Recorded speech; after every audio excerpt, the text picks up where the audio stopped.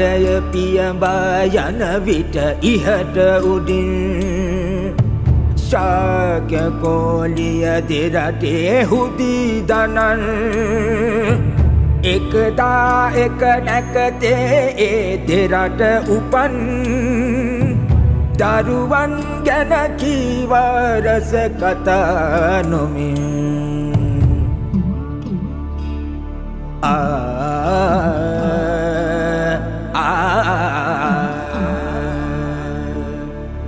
සිදුහත් කුමරා මතු දෙන සක්විති රජ වේවි යශෝදරාවෝහුගේ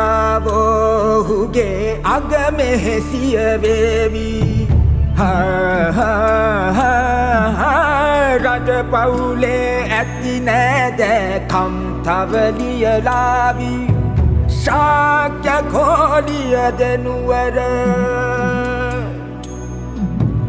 එක නුවරක් වේවි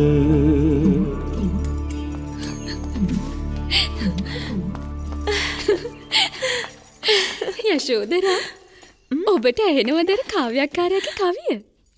ආව් උද්‍යානයටත් එසන කාව්‍යකාරයාගේ සම්ප්‍රප්පලාප. සම්ප්‍රප්පලාප නෙවෙයි. ශත්‍රීය කුලයේ කුලකුමරියන් මේ වයසේදී විවාහ විය යුතුයි. ඒක චාරිත්‍රයක්. මට සිතා ගන්නටවත් නොහැකි රාධිකා. නාඳුනන පුරුෂයෙක් සමග විවාහ වන්නේ කෙසේද කියා. කෙසේද නොහඳුනන පුරුෂයෙකුට ආලය කරන්නේ?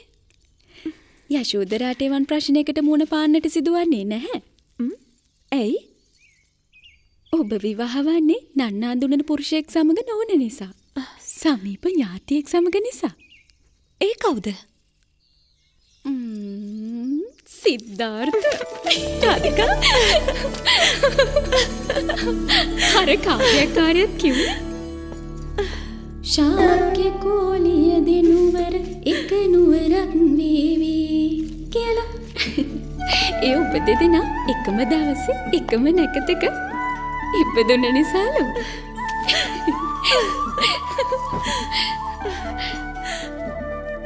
අනේ රාධිකා, ඒ නැකතට සිද්ධාර්ථගේ මාලිකාවේ තව කී දෙනෙක් ඉපදිලා තියෙනවද?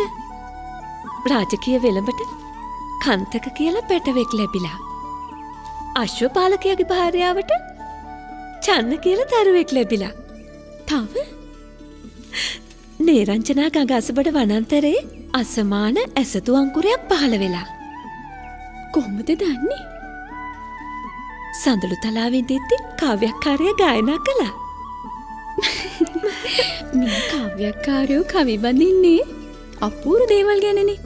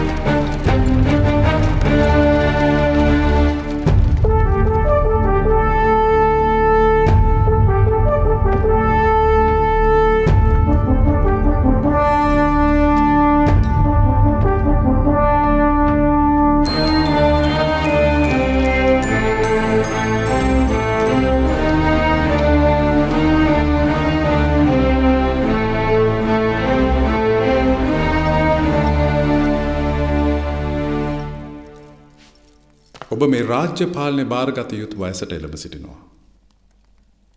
සිද්ධාර්ථ, කිරුළ ඉසර බරක්. ඒත් කිසිම රජෙක්ගේ කිරුළෙන් නිදහස් වෙන්න අකමැති වන්නේ ඒ බර දරා සිටීමෙත් යම් ආශ්වාදයක් තිබෙන නිසායි. පියාණනි, දෙවියන්ට අධිපති වූ ඉන්ද්‍ර රජුගේත් මරණයට අධිපති වූ යම රජුගේත් කාර්ය මනුෂ්‍ය ලෝකයේදී ඉෂ්ට සිද්ධ කරන්නේ රජු නමින් හඳුන්වන තැනැත්තා. පියාණනි, මට යම රජුගේ කාර්ය කළ නොහැකි. සිංහහනු, මගේ පිය රජතුමා ඔහුගේ දරුවන් සිව් දෙනා අතුරින් පසල් දනව්වල කැරලි සංසිඳීමට තෝරාගත්තේ මාව. මා දහස් ගණන් සතුරු සේනා කඩුගා කැරලි සංසිඳෙව්වා. පියතුමා රාජ්‍ය පාලනය පැවරුවේ මට. රජ කෙනෙක් නිරන්තරයෙන්ම සංග්‍රාමයට සූදානම්ව සිටිය යුතුයි. ඔහු පර සතුරන්ගෙන් රට ගලවා ගැනීමට සිංහෙක්සේ පරාක්‍රමය ප්‍රදර්ශනය කළ යුතුයි. වෘකයෙක්සේ ගොදුර ඩැහැගත යුතුයි. සමාවන්න පියාණනි. මට කිසිදා එය කළ නොහැකි. මට අප්‍රියම ස්ථානය රණබිම. දකින්නට ප්‍රාර්ථනා නොකරනමතය රුතිරය.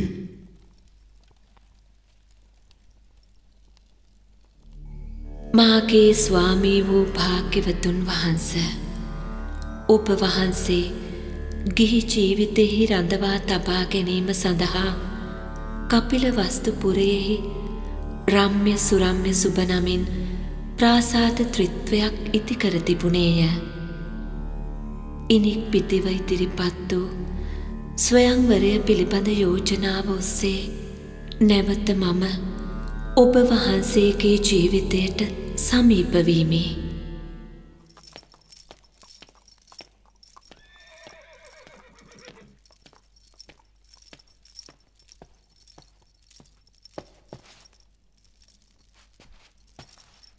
පුතා, අපි ස්වයංවරයක් සූදානම් කරනවා. කවුරුන්ටද? සිද්ධාර්ථට, ඔටුන්න හිමි කුමාරයාට. තව මද කලකින් ඔබට රට පාර ගන්න වෙනවා. ඊට පෙර විවාහය. මේවා නිසි වයසේ ඉටුවිය යුතු රාජකීය සිරිත්.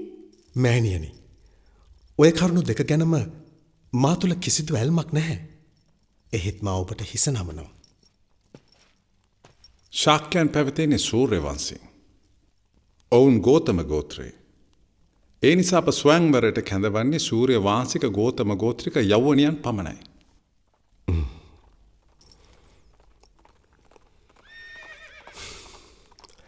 මම කුමාරිකාවක් තෝරා ගන්නම්. එහෙත් මා ඇය සරණ පාවා ගන්නේ ඇය තුළ මා පතන අටලොස්වැදෑරුම් ස්ත්‍රී ගුණාංග ඇත්නම් පමණයි.